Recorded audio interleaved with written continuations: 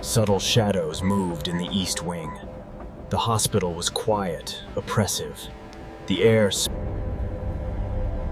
The narrator first notices subtle shadows moving at the edge of the East Wing corridor. I understand exactly what you're asking. Expanding your story into a fully immersive cinematic horror story in Mr. Skeleton's Appalachian horror style, written in first person, grounded, slow building, and disturbing realism. I'll produce it as one flowing narrative around 2,000 to 2,500 words with no extra formatting or headings. Here's the expanded version. I never believed in hospital ghosts. I always thought the stories were for people with too much imagination. The kind who lingered in empty halls, looking for meaning in creaking pipes and flickering fluorescent lights. I worked nights at Cedar Creek Medical, a small hospital tucked between the foothills and dense forests. By day, it was just another building full of patients, nurses, and the endless hum of machines. At night, though, the East Wing had a different rhythm. That's where I learned the truth about what it meant for a place to be alive. It started subtly. At first, it was only shadows moving out of the corner of my eye. I would glance down a hallway and see shapes shift against the dim glow of emergency exit signs. But when I looked directly, there was nothing there. I told myself it was fatigue, the way long shifts mess with your senses. But fatigue doesn't make the monitors beep when no patient is connected, and it doesn't make doors creak open on their own, just slowly, as if testing whether anyone is watching. Some nights the sounds were softer, almost polite, dragging footsteps over the worn linoleum, faint whispers of cloth brushing the walls, but they carried a weight, like someone or something was moving deliberately through the wing. One night, I was charting in the nurses' station when I noticed a shadow in the hall. It wasn't my own, and it didn't match anyone else's movements. I froze, heart thudding, waiting for the familiar beeping of machines to distract me, but nothing came.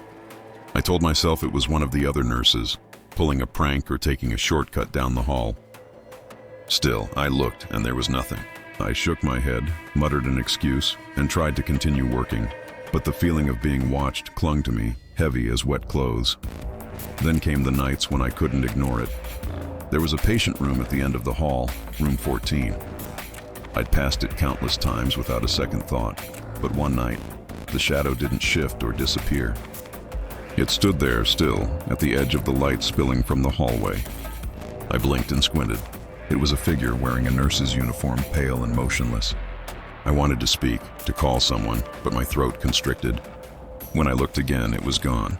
The only thing left was the smell, antiseptic, clean, yet under it, something sour, metallic like iron clinging in the air.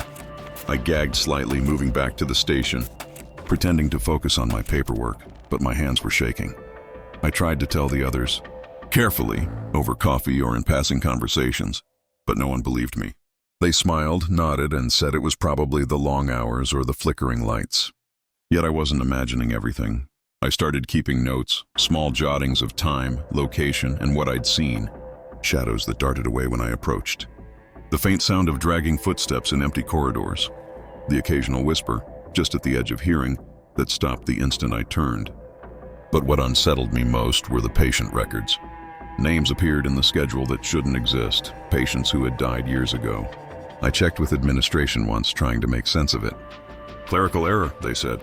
That could explain one or two. But not the pattern, not the way these names showed up repeatedly. Sometimes at the exact hour I would see the shadow by their supposed room. One evening, I was alone in the East Wing, finishing a shift that had dragged longer than usual. The hall was dim, only the emergency lights humming softly. I noticed the shadow again, moving just at the edge of my vision. I followed it, hesitant, heart hammering, trying to rationalize. Maybe a janitor, maybe my imagination. The shadow led me past rooms, past empty beds, and then stopped outside room 8. There was no one inside, yet the shadow coalesced into a figure once more, distinct and solid. Pale, still, wearing a uniform that looked decades old. I blinked. The room smelled of antiseptic mixed with that metallic tang again. And I realized it wasn't just a memory of someone who'd been there. It was present, right there with me. I stepped back, unsure whether to flee or confront it. The lights flickered, the shadow wavered, and then, just as suddenly as it had appeared, it vanished. But something lingered, A cold pressure against the back of my neck, the sense that someone or something had watched me from the dark. I ran back to the nurse's station, shaking, trying to write down everything before it slipped away into memory. The nights became unbearable. I started avoiding the East Wing when I could, taking longer routes or timing my rounds to avoid certain rooms. But the presence was patient, persistent. It waited. I started hearing things even when I wasn't in the wing. A soft tapping on the doors like fingernails brushing wood, footsteps following me down hallways where no one was supposed to be. The air sometimes carried whispers, fragmented sentences I couldn't quite piece together. Don't leave. Stay. Or it knows. I didn't know who or what, only that it felt alive, aware, and deliberate. One night during the quiet hours, I found myself near room 14 again. I couldn't resist. I needed to see it, to understand. The shadow appeared immediately, this time closer, its edges flickering like a bad video signal. I saw the uniform clearly, the way it hung limp, and the face. Featureless, almost blurred, like an old photograph left in the rain. My stomach turned. I wanted to look away, but I couldn't. It was watching me. Then slowly, it raised one hand, pointing toward the nurse's station. I followed its gaze, heart pounding, and noticed the charting desk. There, in neat handwriting I didn't recognize, were patient records, names, dates of birth, diagnoses. But interspersed were names from long ago, people who had died in Cedar Creek years before. The shadow lingered a moment longer, then vanished. After that night, things escalated. Doors I'd locked were found open. Objects moved when I wasn't looking. The staff joked about the haunted East Wing, but I couldn't laugh. The building had changed. The East Wing wasn't just a part of the hospital. It had become something else, a place where time blurred, where the past and present overlapped. Sometimes I would catch glimpses of people in the hallways, doctors, nurses, patients, but when I called out, they didn't respond. The presence was patient but territorial, claiming the hallways as if it had always been there, waiting for anyone foolish enough to notice. I started spending more time documenting, recording, taking notes on patterns. Shadows always appeared near patient rooms with certain histories. Sounds followed the same schedule. Whispers came at predictable intervals. I began to feel like I was observing some kind of ritual, or perhaps the life of the wing itself. Something had grown in that space, shaped by years of sorrow, death, and unnoticed suffering. It wasn't malevolent, not in a traditional sense. It wasn't hunting me, but it was aware, and I was an intruder. Months passed. I tried transfers, therapy, anything to escape the tension gnawing at me, but the memory clung to me. Every hospital, every quiet hallway, every night shift brought flashes back, the dragging steps, the flickering lights, the antiseptic mixed with iron. I realized that some places, some moments don't belong entirely to the living. They carry traces of the past, imprints of those who came before. And if you're sensitive or unlucky, you feel them. Even now, years later, I dream about Cedar Creek. I hear the soft steps on the linoleum, see the flickering shadows along the hallways. The East Wing exists in a liminal space in my mind, a place that isn't fully dead, nor fully alive. I know I'll never return, and yet I can't entirely leave it behind. That shadow, the figure in the nurse's uniform, wasn't a ghost in the stories I once laughed at. It was something quieter, older, waiting for the next person foolish enough to notice. And part of me knows that if you ever do, it watches, it remembers, and it waits.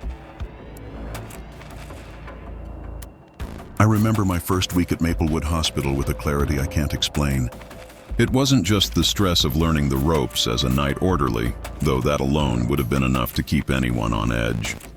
There was something about the building after dark, the way the hallways stretched longer than they should, the way the fluorescent lights hummed and flickered in patterns that felt almost deliberate.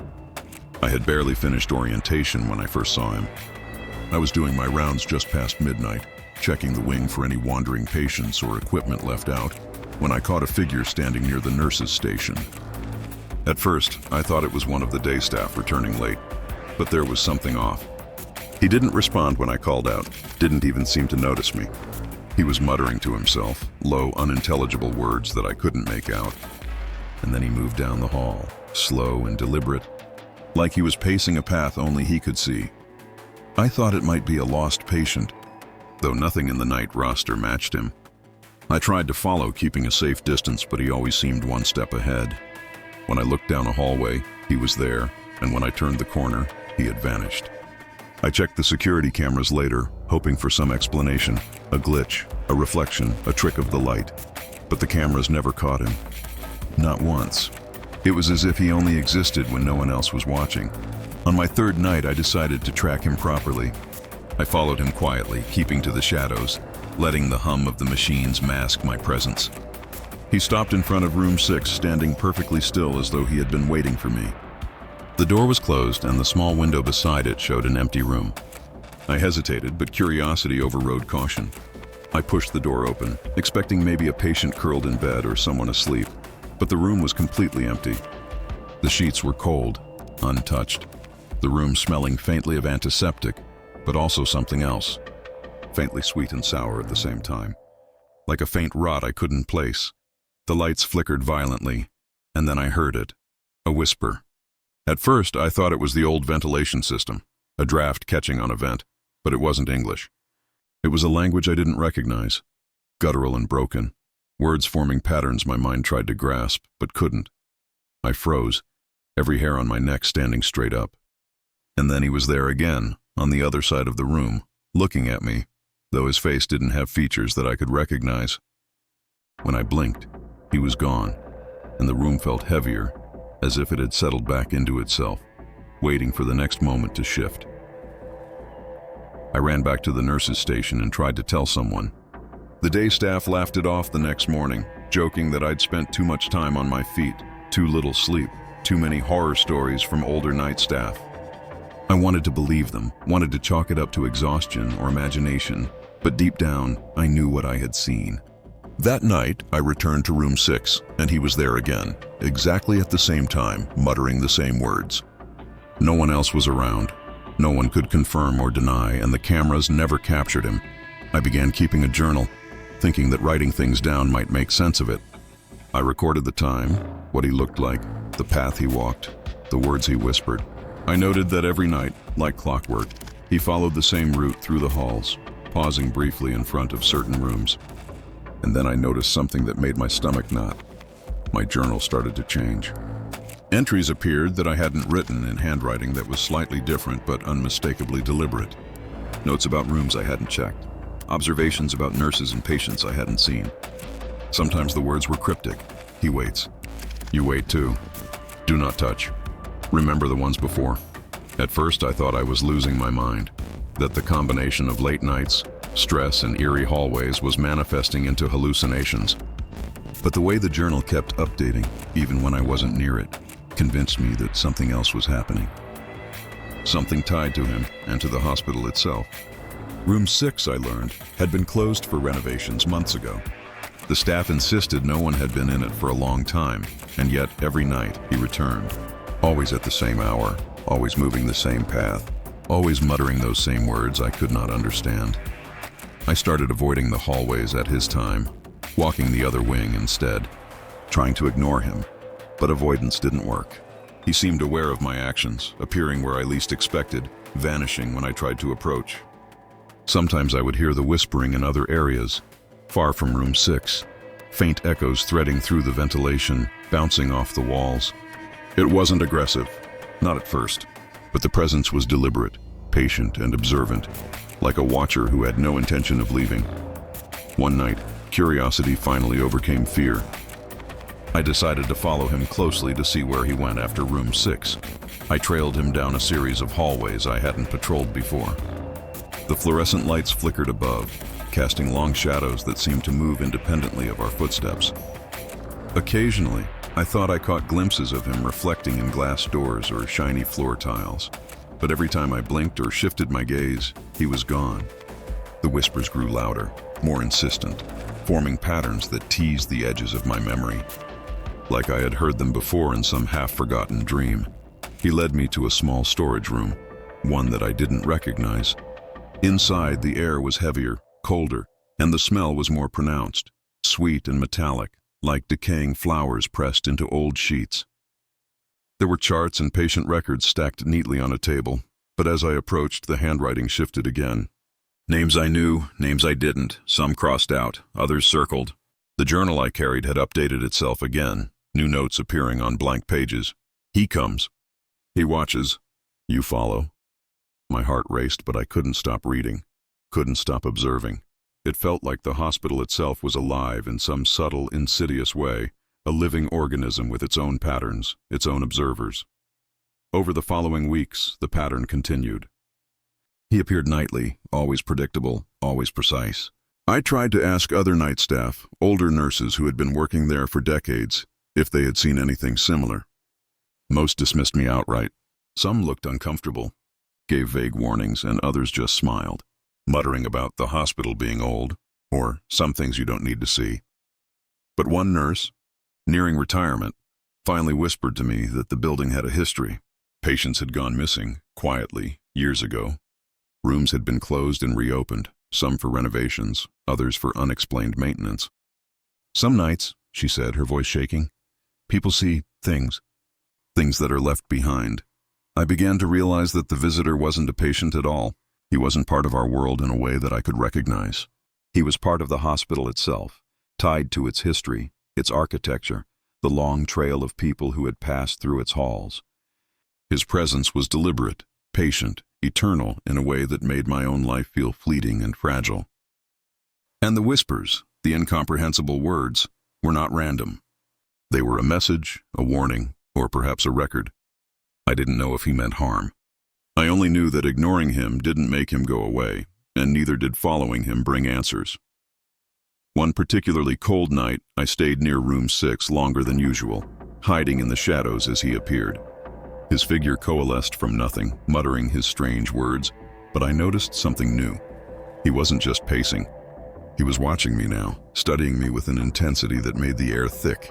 Every subtle movement I made seemed to elicit a response. He would stop, tilt his head slightly, move an inch closer or farther, depending on my position. I realized then that my presence mattered to him. I was part of the pattern now. I was part of the hospital's history, however unwillingly.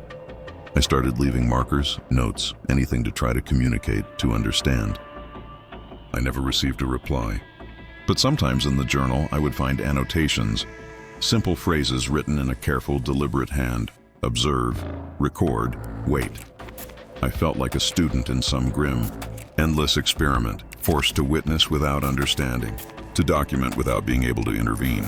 And every night, without fail, he returned. Eventually, I learned to coexist with him, if that's the word for it. I knew the schedule, the routes, the rhythms of his movements. I could predict when he would appear, where he would pause, and when the whispers would become loud enough to pierce the hum of the fluorescent lights. I understood, in a way that terrified me, that he was as much a part of the building as the walls themselves. But understanding didn't make it easier to bear. The pressure of constant observation, the knowledge that someone or something was always present, waiting, studying, left me exhausted and hollow. Even now, years later, I remember him vividly. I can still see the way his pale figure materialized in the hall, hear the muttering of words I can't repeat, and feel the weight of those silent, expectant eyes. I left Maplewood Hospital eventually, but the memory lingers like a shadow in my mind. I've told very few people, because how do you explain a presence that isn't human? A visitor who appears only when no one is watching, whose existence is tied to a building rather than a person. All I know is that if you ever work a night shift in a hospital, some nights, if you're unlucky, you might see him too. And if you do, you'll understand what it feels like to be watched, studied, and left to. I was covering a night shift in the ER when the snowstorm hit, the kind that blankets everything outside in white and deadens the world into silence. By the time I arrived, the roads were nearly impassable, the wind pressing against the walls with a low moan that rattled the windows. Inside, the emergency room hummed with its usual night rhythm, bleeping monitors, the occasional cough, footsteps on linoleum. But as the storm worsened, a strange stillness began to settle over the hospital. It started small, almost imperceptible. The usual chatter of patients and staff faded, replaced by an eerie quiet. The monitors continued their faint mechanical hum, yet when I checked some beds, the readouts were frozen, unresponsive, as if the devices themselves had forgotten to function. Then the power went out. The lights flickered once, twice, and then everything plunged into darkness, leaving only the faint red glow of the emergency lights. I froze, the silence pressing in, heavier than any snowstorm I'd ever endured. The rooms around me seemed colder than usual, the air biting at my skin, carrying a smell I couldn't place, clean, like bleach, yet somehow sour and metallic underneath. I called out to the few staff who might still be around, my voice sounding absurdly loud in the emptiness, but no one answered. The only response was my own breath, fogging in the sudden cold, and then I noticed it, breathing, faint, labored, coming from somewhere nearby, yet impossible to locate. I moved down the hall, keeping one hand on the wall, trying to make sense of the silence. The bed stretched in rows, empty, though I knew patients had been placed in each one earlier. Yet every time I glanced toward a bed, it remained still, vacant, as if the room had been abandoned in a hurry. The breathing persisted, rising and falling, a soft rhythm that tugged at my nerves, making me spin around again and again. Doors that should have been locked swayed open slowly, unhurried, their hinges groaning like tired bones. I could see shadows at the edges of my vision, figures shifting just beyond the emergency light's reach, disappearing whenever I tried to look directly at them. I passed the waiting area and felt an inexplicable urge to glance toward the nurses' station, but it too was abandoned. Papers scattered, computers dark, screens frozen mid-task.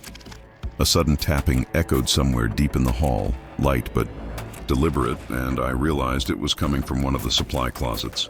The door was slightly ajar, moving just enough to make the shadows inside flicker. My stomach tightened, and I hesitated, hand hovering over the handle. But a deeper curiosity, or foolishness, drove me forward.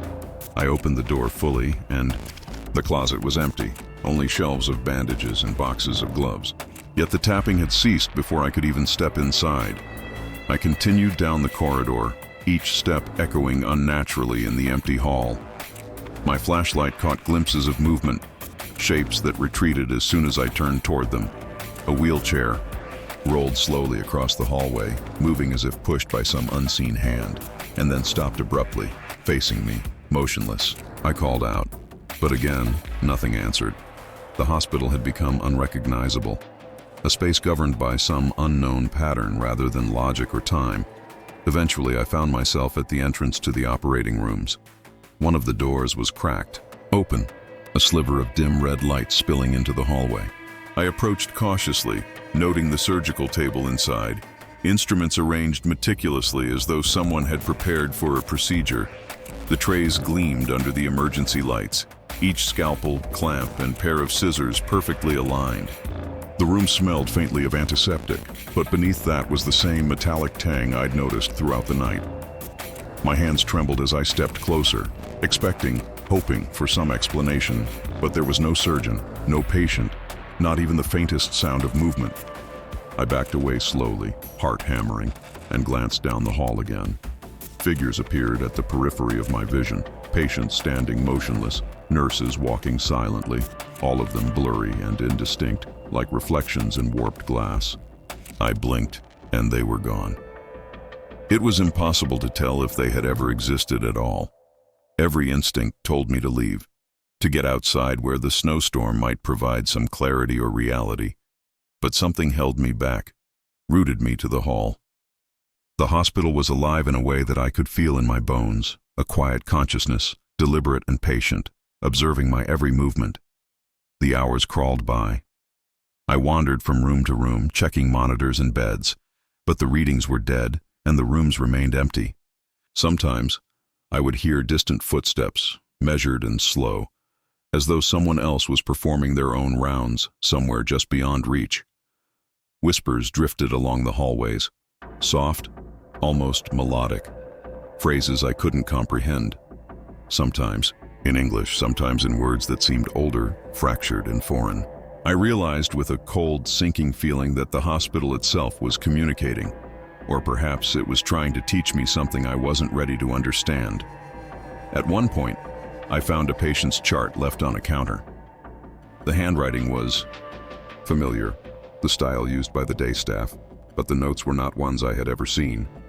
descriptions of rooms that didn't exist, times when patients had supposedly been moved or treated, yet I knew for a fact those events had never occurred.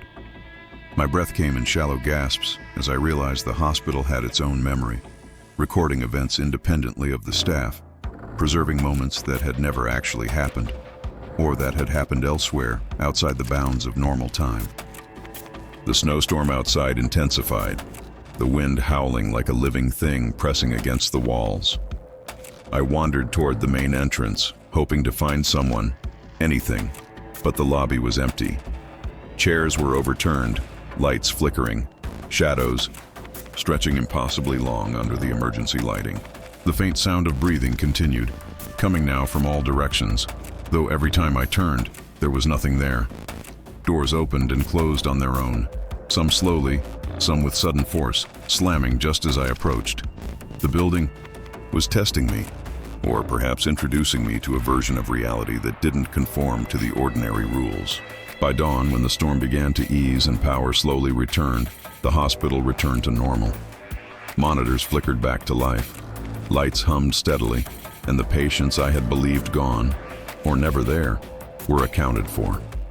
Staff came, rushing through the halls confused by my reports, insisting that everything had been fine all night. Yet I knew differently. I could feel it still, in the quiet corners of the building. The residual presence of those empty rooms, the surgical table, the whispers carried in the ventilation. I stayed on for a few more months, but the memory of that night never left me. Every ER I walked into afterward felt different. I would catch glimpses of shadows in the corners of my vision, hear soft whispers just beyond comprehension.